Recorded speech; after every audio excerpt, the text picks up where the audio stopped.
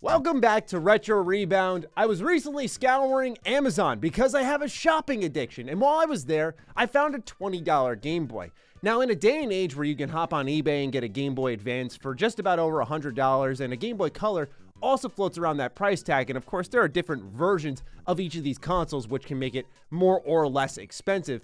But point being is that I was wondering, what exactly are some of these companies selling as Game Boy replacements? For those who want a good Game Boy fix, but don't exactly want to pay a pretty penny. Maybe they don't find a lot of use in getting a Game Boy Advance SP. Well, I ordered it from Amazon. It came in today. I've done some testing, and it kind of surprised me in a lot of ways. So we're going to go over all of that in today's video. If you're new here and you're into retro nostalgia content, consider subscribing.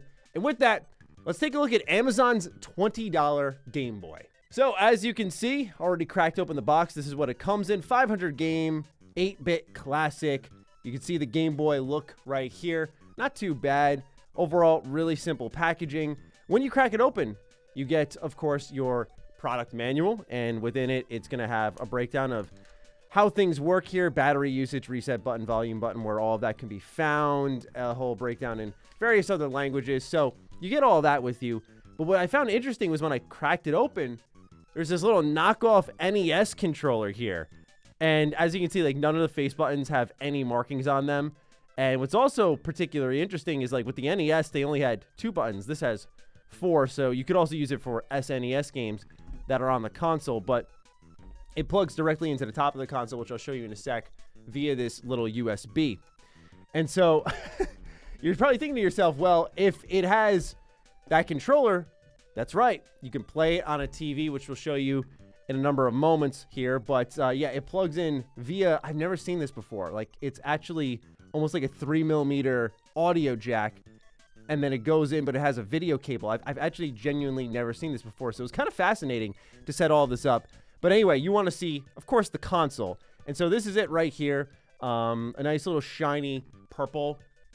Not too bad. We'll take a look at the battery in a second. But this is about as cheap of a plastic as you can get. Very lightweight, very clicky, if you will. You can see the reason I pointed out that the controller didn't have the face buttons is because the Game Boy actually does. But it's modeled after that. What's actually pretty cool is, as you'll see on screen here, it's got an LCD screen. This is one of the things that I thought was most impressive about it, is the vibrancy of the screen itself. It's not as clicky or responsive as a traditional Game Boy Color or Game Boy Advance, and that's to be expected. They probably cheaped out on all the plastic surrounding this console, where the biggest investment would be the screen itself.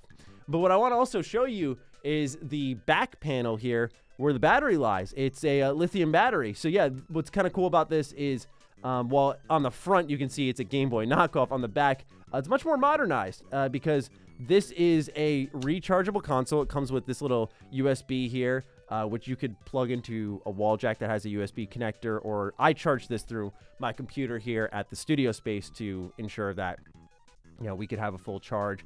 They recommend you charge it for about 5 hours, so I did a full podcast and some video work while this was charging, and then I cracked it open. So obviously what you want to know is, how does this play games? How does it look? How do I feel about the whole thing?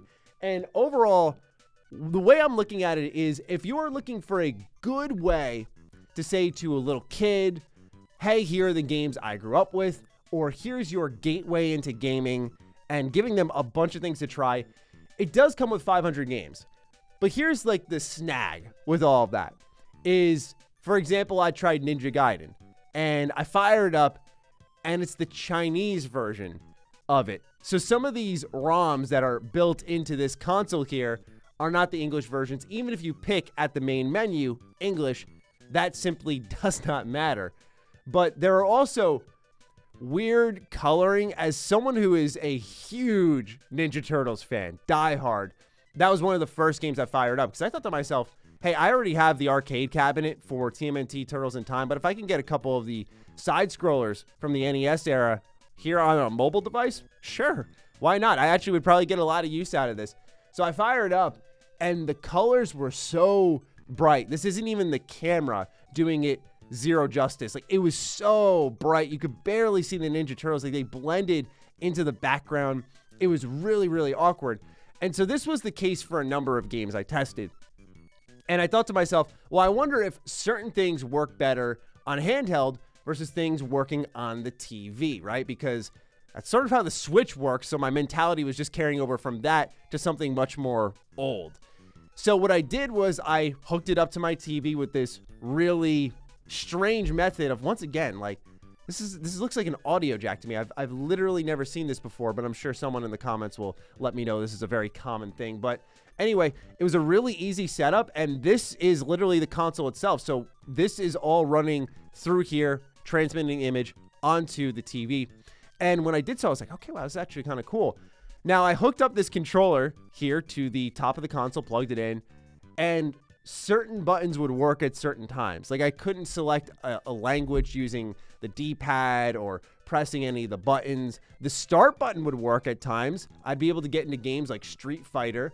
But when I got Street Fighter fired up, I don't know if anyone remembers if like Chun-Li was like a purple, green monster, but she looked wild when I was putting this on my TV. And I was actually blown away by this because it looked so bad. And I thought to myself, I can't think of many games during this era that looked bad, right? We're talking 8-bit, 16-bit. I think the most pure art style because it was just so beautiful. It ages elegantly. But now you learn how important color is because I see some of these games, whatever they did when putting the ROMs on here, the colors got corrupted or something, and they looked funky. So my TV experience was a big thumbs down because the controller didn't work, but you could play off the device here, the Game Boy, on the TV. So you can already see the length of the cable isn't too crazy. And if you want to sit about this far from your TV with a handheld device in your hands, you could do that. But ultimately, this is, all in all, handheld. I do like how there's this huge menu of 500 games. It's a legally questionable console. I know this is a really common thing. I was looking through Amazon seeing just how many different mock-up consoles there are that are trying to be a PSP or trying to be a DS. And I really want to mess with them because the reason I went with this is I've never done this before. I was kind of excited. Like, I wonder what this is going to be like. I wonder how good or bad it is and if we'll ever score and find a really cool one. So in the case of this, it was nice to have such a substantial library because, again, it's very easy to hand someone this. If you break it, whatever, it's $20. But you can say, here are a lot of games I grew up with. You had Mario on here. And what was interesting is they made use of the multiple buttons because I don't remember when I was playing it on the Game Boy Color with Super Mario Bros. Deluxe. But I remember there was a jump button and then the B button would be shooting out the fireballs when you got that form. But in this game, they actually have like a short hop button, a big hop button, and then you can use the fireballs. And once again, this could just be my memory being very hazy. It's been a while, like since I was a little kid, since I've played Super Mario Bros. Deluxe. But it was really neat to see them take advantage of that in a small way. But I also played Batman, and I got a really strong reminder of how games were designed back then, which is this sort of repetition of beating you over the head and going like, hey, guess what? We're going to kill you a lot of times. And I think I remember Batman on the NES and the Game Boy being particularly bad. But all in all, this system, if you're looking for a replacement for your Game Boy or something to get a little fix, I don't think it's bad, but I can't see this thing lasting long. I feel like it's on very weak legs already, right? We saw the controller didn't work. The TV experience was horrible. Some games didn't work or look how they typically have when I've played them in the past. So what you have here is, I think, the ideal system to say, okay, little Johnny down the street wants to get into games or is curious about my gaming history. Here's a little gift for you, $20. You can flip through 500 games on a bunch of pages. That navigation was a little annoying because you could either scroll up and down them and you'd hear like constantly, and it'd get a little bit grating where I'd mute the device to go through it, or you can just press right and left and go page over page. But still, you have 500 games to sift through. There's no way to quick search them. Not that I ever expected that. But this is really just the ideal console to hand a little kid, because why I picked this one out was the reviews on it were spectacular. And there were a lot of them. And I know sometimes Amazon products have the fake reviews that help bump something up, make it easier to sell, going, oh, okay, and hey, technically they got me. But at the end of the day, I wasn't really crazy about this thing, but also I could see some use with it. I actually don't think it's that terrible. but I don't know how long this will last. That's the one thing I do worry a little bit about. I could totally see this just randomly dying on me. It feels very feeble, if you will. But anyway, this is Amazon's $20 Game Boy. I wanted to take some time today to show you all of that and what it's about. So if you are interested in more retro and nostalgia content, again, I urge you to consider subscribing. But until next time, we'll catch you on the next Retro Rebound. Peace out.